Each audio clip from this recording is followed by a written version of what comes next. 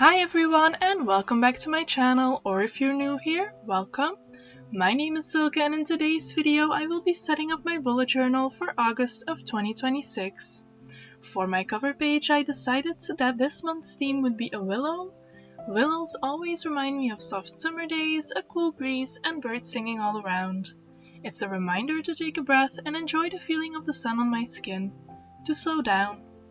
The quote for this month reads as follows: "I exist as I am, that it is enough." This quote caught my eye as I was scrolling through Pinterest and it made me stop and think, to just be is enough. Lately, in the last couple of months or so, I've come to the realization that what I want out of life is not what other people might necessarily deem as successful. I want a slower life with less influence from social media and less stress. I want to enjoy the small things like having a cup of tea in the morning or reading a good book. Reading this small sentence gave me a little reminder that even though my life has changed in ways that I wouldn't have thought of a year and a half ago, that doesn't make it any less good. I enjoy the life that I have now with my new job, YouTube, and my hobbies. And if you had told me what my life looks like now a year and a half ago, I wouldn't have believed it. But it turns out that the changes that happened were necessary, and even though my life looks different than what I imagined when I was younger, it's made me appreciate it more. This cover page reminds me to look at everything I have and be grateful for all of it.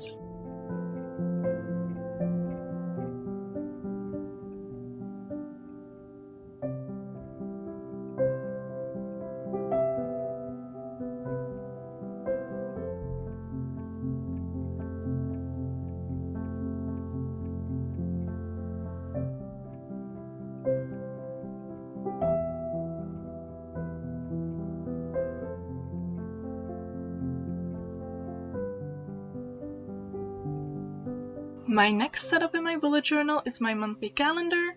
This spread gives me an overview of the entire month and all my work days, appointments, social events, and most importantly, my free days. This way I'm able to plan my month and make sure my weeks aren't overly packed. I'm keeping the same simple theme from last month's setup, as I found it has a calming effect on my brain compared to the more busy borders that I used to do for this spread. Now I'm able to truly focus on the calendar itself, rather than be visually overstimulated by the decorations. It's the little changes and alterations that make my bullet journal more useful and adapted to me.